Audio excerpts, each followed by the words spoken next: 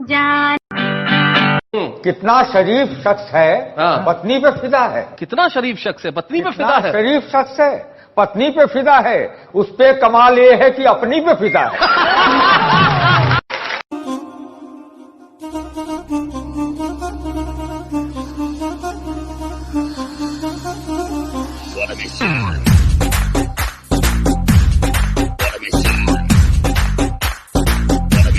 कि एक बार एक गणित के अध्यापक को एक विज्ञान की अध्यापिका से हुआ प्यार। दोनों ने अपने विषय को सम्मिलित कर किया प्यार का इजहार। गणित के अध्यापक ने कहा कि जब से हुआ है तुमसे प्यार मेरा गणित मेरे बस में नहीं है, हर काम हो रहा है माइनस, कोई काम प्लस में नहीं है। तो जवाब में विज्ञान की अध्यापिका ने कहा कि तेरे प्यार का जादू कुछ यूं छा रहा है, न कार्बन डाइऑक्साइड बाहर जा रहा है न ऑक्सीजन अंदर आ रहा है।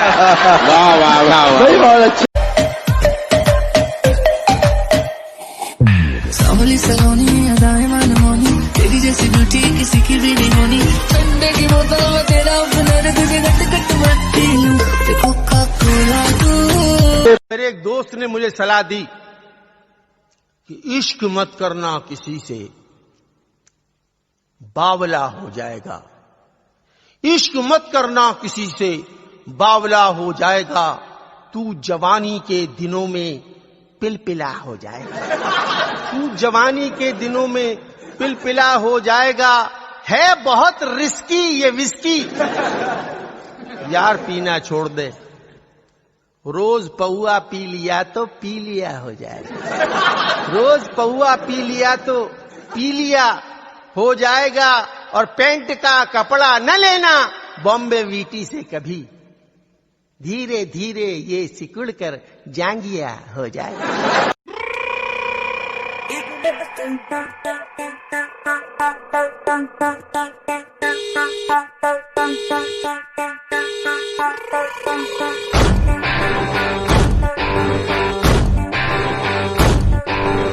बिन बतूता ता ता बगल में जूता ता ता, इब्ने बतूता ता ता बगल में जूता ता ता, पहने तो करता है चुर्र, उड़ उड़ आवे आ आ, दाना चुगे आ आ आ, उड़ उड़ आवे आ आ, दाना चुगे आ आ, उड़ जावे चिड़िया फुर्र। इब्ने बतूता ता ता बगल में जूता ता ता, पहने तो करता है चुर्र, उड़ उड़ गावे दाना चुगे, उड़ जावे चिड़िया फुर्र।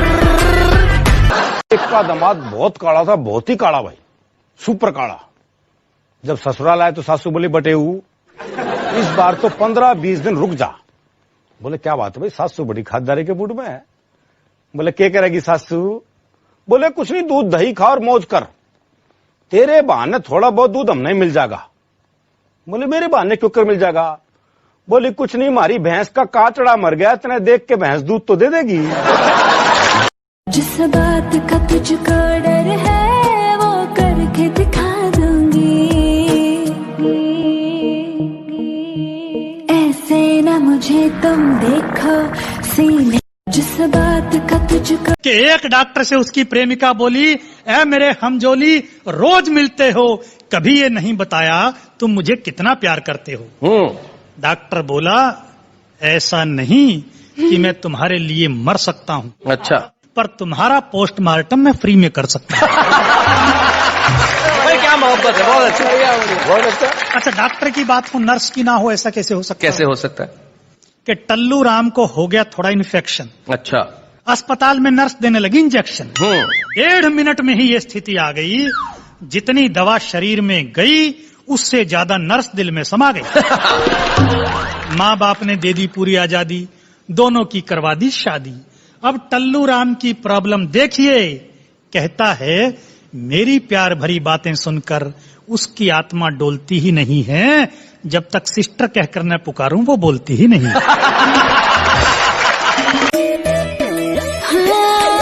सोलह श्रृंगार करूं मैं तो इंतजार करूं, 16 श्रृंगार करूं मैं तो इंतजार करूं, मिन्नतें 1000 करूं तू आजा आजा,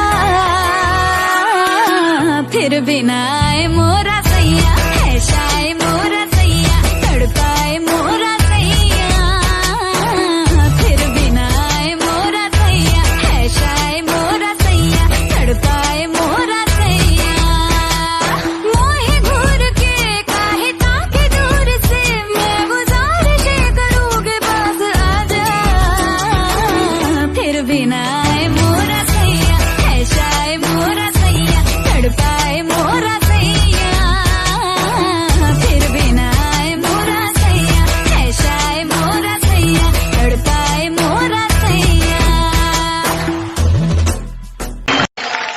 शादी के बारे में क्या कहना, शादी हो जाती है तब पता लगता है कि शादी क्या चीज है। जी, मनुष्यों में भी शादी होती है, लेकिन जानवरों के, पशु पक्षियों के शादी के बारे में क्या ख्यालात हैं, इस पर एक छोटी सी कविता सुनाना चाहता हूं। जी। कोयल ने कौवे से पूछा, जी। कोयल ने कौवे से पूछा शादी क्यों नहीं की। कोयल ने कौवे से पूछा शादी क्यों नहीं की। कौवा बोला जब बिना शादी के ही जिंदगी में इतनी काँव काँव है।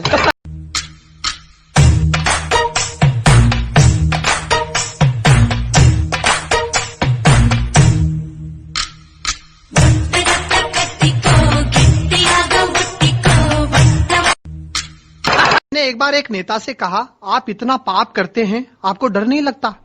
नेताजी बोले, डर कैसा? हम साल में एक बार गंगा नहाने जाते हैं, अपने सारे पाप गंगा जी में बहा देते हैं। मैं गंगा के पास गया, मैंने कहा, हे गंगा मैया, इतने पाप का आप क्या करती हैं? गंगा बोली, बेटा मैं अपने पास थोड़ी ही रखती हूँ, ये सारे पाप मैं समंदर को सौंप देती हूँ। मैं समंदर के पास गया, मैंने कहा, हे सागर देवता, इतने पाप का आप क्या करते हो? समंदर बोला, बेटा मैं अपने पास थोड़ी ही रखता हूँ, ये सारे पाप मैं बादल को सौंप देता हूँ। अब मैं बादल के पास गया, मैंने कहा, हे अब्र देवता, इतने पाप का आप क्या करते हो? बादल बोला, बेटा मैं अपने पास थोड़ी ही रखता हूँ, ये पाप जिन जिन के होते हैं सावन भादों में वापस उन्हीं पर बरस।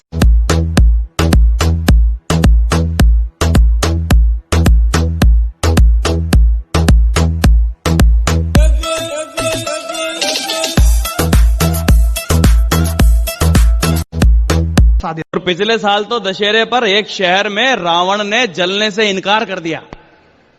बोला, मुझे वो आदमी आग लगाए जिसने जिंदगी में पराई औरत को बुरी नजर से नहीं देखा हो। अगर देखा होगा और मुझे आग लगाएगा तो उसका सिर टूटकर यहीं टुकड़े टुकड़े हो जाएगा।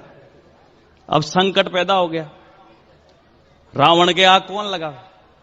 मुख्य अतिथि थे एक नेताजी, उनसे कहा, आप लगाओ।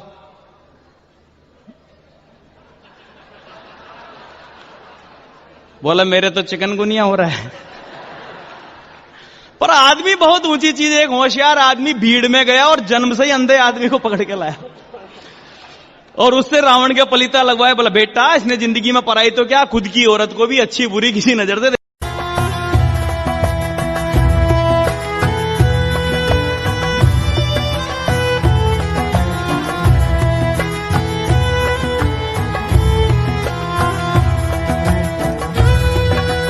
राम ने हमला किया लंका पे और पुल बनाने की बारी आई। समंदर पे नल और नील नाम के दो वानर शिलाएं उठाते, पत्थर उठाते, उस पे श्री राम लिखते, पानी पे छोड़ते, तैर उठता पत्थर। अब ये खबर जब पहुंची लंका में तो जनता में हाहाकार मच गया। बोले, जिस राजा ने हम पे हमला किया वो तो मायावी है, उसके नाम के पत्थर तैरते, हम तो मर जाएंगे। रावण ने कहा, चिंता मत करो, आओ समुद्र के किनारे पे मैं भी दिखाता हूं। रावण लेके गए सबको, पत्थर उठाया, उस पर रावण लिखा, उस पत्थर को पानी में छोड़ा, वो पत्थर भी तैर उठा। जनता बेहद प्रसन्न, बोले हमारे राजा को भी कला आती है। सो गए जाके। रात को मंदोदरी शयन कक्ष में एक सवाल करती है कि हे मेरे प्राणनाथ, मैं जानती हूं तुम पानी पे पत्थर तैरा नहीं सकते, किया तो किया कैसे? रावण ने कहा कि मैंने शिला उठाई, मैंने पत्थर उठाई, उस पर रावण लिखा, उसे पानी में छोड़ा और कहा तुझे श्री राम की सौगंध अगर डूब गया तो।